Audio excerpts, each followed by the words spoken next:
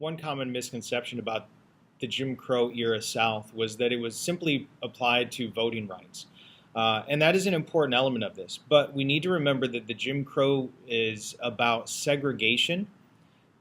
All of the rights that had been extended to African Americans with the Reconstruction Amendments, 13th, 14th, 15th Amendments, and protected by the federal government are going to be largely rescinded or taken away by Southern governments during this Jim Crow era.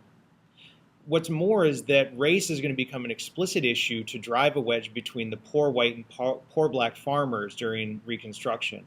So segregation is a way to give a little bit of a reward to those poor white farmers so that at least they were above the poor African American farmers. A lot of the state laws passed during this time period are going to require African American and white populations to use separate facilities. This is called segregation. Segregation during this time period is going to be upheld in 1896 with the Plessy versus Ferguson case, which largely ignores the 14th Amendment and the idea of equal provisions. What Plessy versus Ferguson said was that segregation is okay as long as it's separate but equal. Later, we're going to come to the realization that separate inherently means that one is unequal. This just leads to more Jim Crow laws. Eventually, there's laws about separation in public places, but also separation in things like marriage. There are laws that are passed that don't allow African Americans to marry white people.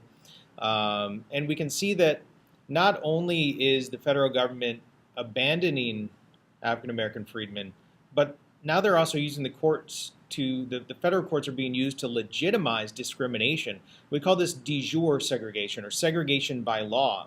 African Americans are relegated to second-class citizenship, and the government is supporting this second-class citizenship through the courts.